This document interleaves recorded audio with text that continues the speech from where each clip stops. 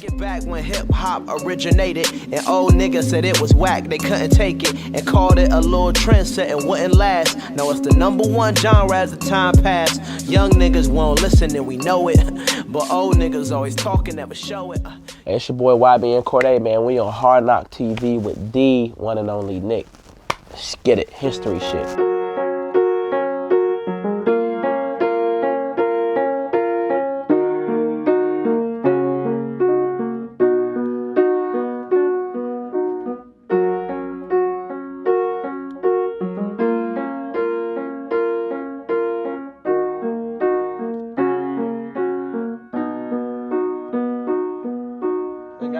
I think that was like Leona Lewis. I used to like listen to the radio one summer and I was just like making the notes and shit. So you taught yourself? Yeah. That's dope. So imagine there's a movie about your life. Okay. So the intro shot's coming into the front door of your childhood home. Okay. What are we seeing? What are we hearing? What are we smelling? So you're in Raleigh, North Carolina, but more so Zebulon, which is like a town like 20 minutes from Raleigh. You see my mom. My mom had me when she was like 15. So I was raised by like, especially early years, by my mom and my grandma. They was all in the same house. So my grandma, you smell my grandma cooking. She cooking some butter roll biscuits from scratch. You know what I'm saying? You smell shitty diapers and shit. You smell, it wasn't like in the best neighborhood, you know what I'm saying? So it was like some fuckery going on, but like, you know how that shit is down south. And this is like early years, like talking about like age 0 to like 3. And then, so we still at the beginning, right? Mm-hmm. So I lived in South Carolina for a couple years as well. I moved there when I was like 5, and then I moved to Maryland when I was 9.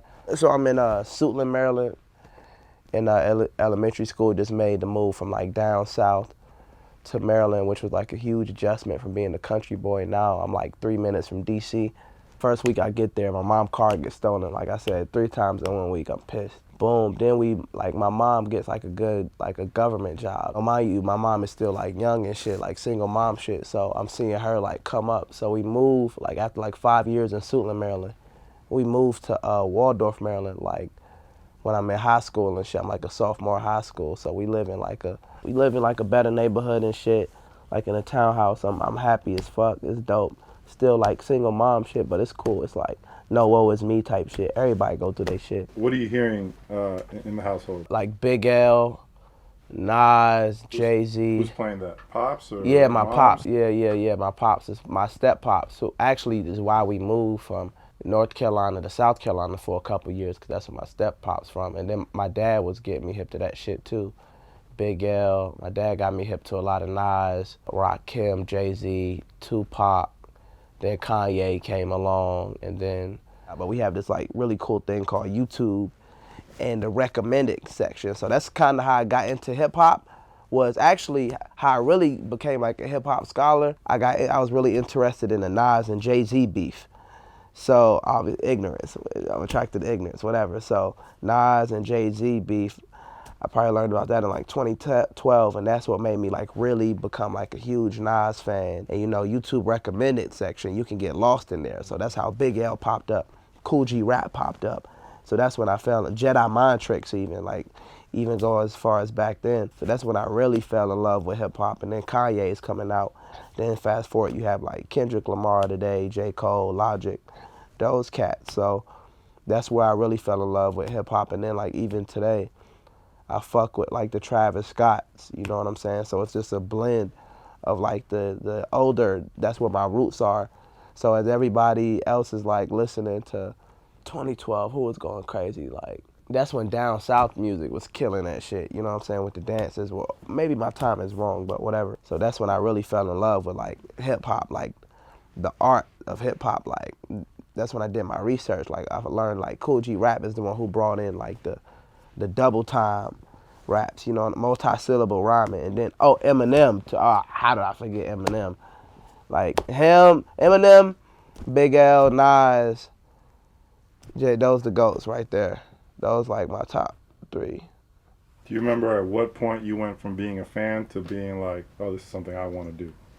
I was like 10. I started writing my first raps. Do you remember what? No, actually, no, bro. I've been rapping. I I was like 5 when 50 Cent first came out. It was like '02. No, '03. '04. I was like 5. And fucking just like that whole, like I used to be a huge Ja Rule fan too when I was young. That's when I started like yo, I want to be a rapper. You know what I'm saying? I always been interested in music. I was like, yo, I want to start rapping. And then I was like 10. That's when I like fell in love with it. That's when I actually started like writing down shit. But then I didn't even start recording music till I was like 16.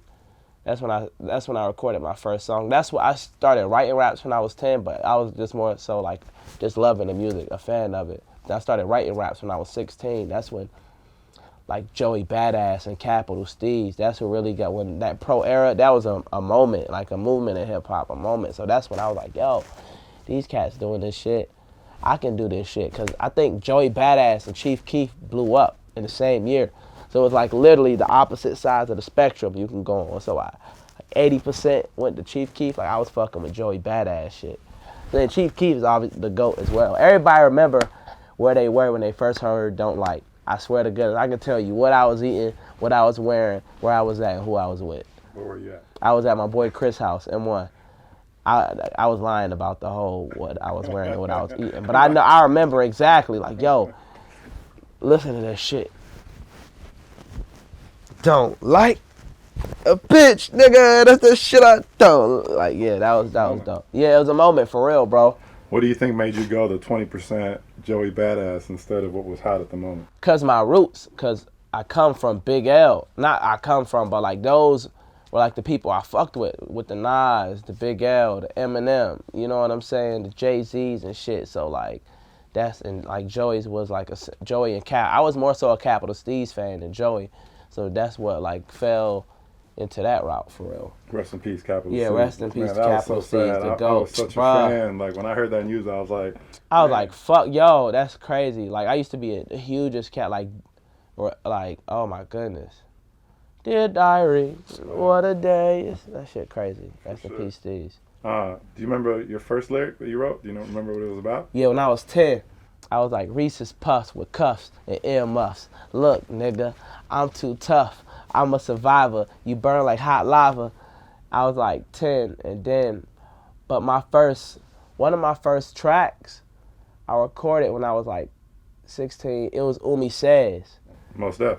Yeah, I did Umi Says, and I was like, I said higher than LeBron's fucking vertical leap, because you niggas don't deserve to compete. I was just on some lyrical, miracle, spiritual, criminal, subliminal, you know what I'm saying, intervals, right. That type thing, just like rhyming and shit.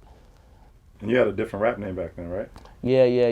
I was, my boy, it was the worst rap name, because my first name, Cordae, is like my government name. It's so cool, it's such a dope first name.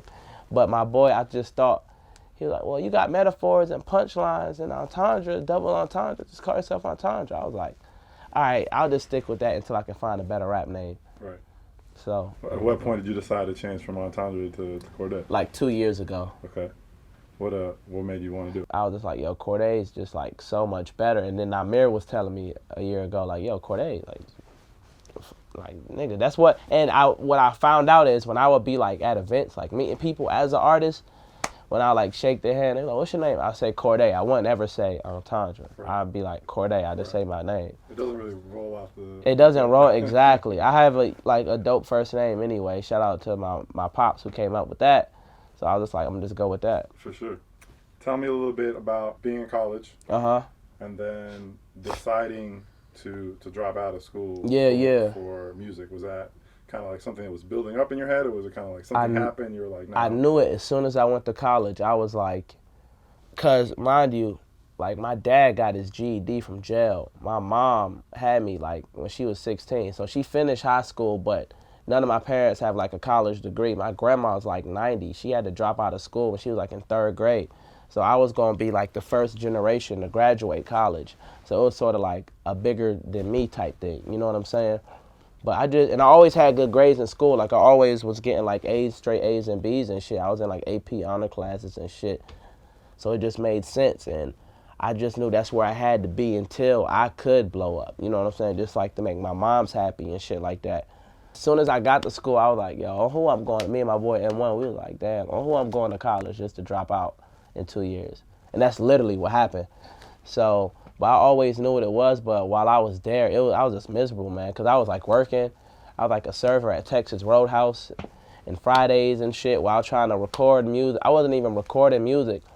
And I found, like, especially like the last 6 months, every time, like, I said to myself, I was like, yo, if I can just be a rapper full time, I know, because for the few time, whatever, it was like a summer break, a Christmas break, a spring break, I would make like plays and shit. So I was like, yo, if I can do this shit every fucking day and just like perfect my fucking craft and get better as an artist, it's over. So it was just like, I was just like, fuck it, I'm about to just drop out. Was there a particular moment? Do you remember that day when you made that decision? Yo, yeah, during I used to skip, because I kept skipping class to fly to LA all the time. And I had a guest pass, a buddy pass, and I would just crash at Namir House in LA. So I got to go to LA for free and shit, you know what I'm saying? So I was just like, fuck it. I was just like skipping school, going to LA and shit, using my refund bread, you know what I'm saying? So I was just like, once it was to that point, I was like, yo, fuck that. And then I was like skipping big tests. Like, I'd be skipping like, oh yeah, this is the test right before your midterms and shit, right before the finals. I was like, man, fuck that shit. Like, I know what I wanted to do. Did you know when you were doing that, in your mind, did you envision being where you are now? Yeah, because my job was like 40 minutes away from my crib. And I would just have phone conversations with I was like, yeah, it's crazy. I told my mom at the beginning of this year, I was like, yo, this is my last year working. Like, I was like, yo, you can ask her. I was like, yo, this is my last year working. She was like, shit, okay, not while you in, whatever. I was like, yo, like, this is my last year working. I just said that. I'm not tolerating this shit no more. Like, and I got fired. When I said that, I got fired like a week later, which was like ironic as fuck. And it was motivating. I was like, yo, this is exactly what I would tell my homies and what I would tell myself. I gotta appreciate the simple times like this, where the only time I'm complaining about is, man, my boss acting like a bitch, and like, man, I'm serving these customers who, like, they're getting on my fucking nerves. I was like, I gotta appreciate the simple times like this and cherish these times, because I know in like a year from now, it's gonna be way much more going on in like the bigger picture. So I just knew like much more was to come. You said how much pressure there was on you to graduate college, because you were kind of doing it for your family. Yeah. What was your mom's reaction when you told her you were dropping out? Did she understand, or was she trying to was. Go I mean, back, nobody want to hear their son dropping out, and nobody want to hear their son dropping out of college to be a rapper. You know what I'm saying? I don't have a kid, but when I have a kid, if I have a kid and he comes to me and he's like, oh, I'm about to drop out to do music, to pursue my dreams as being a rapper, like, nigga, get the fuck out of here. Like, take your okay, nigga, it's a joke. But if he actually, so it was just like, you know, they ain't take it terrible, but, you know, she was just like, all right, I mean, whatever. Like, you know, of course she combated it, but it's no trip for real. It wasn't nothing. She understood. Yeah. You talk a lot about working on your craft. Yeah. What does that look like? Like, how do you work on your craft?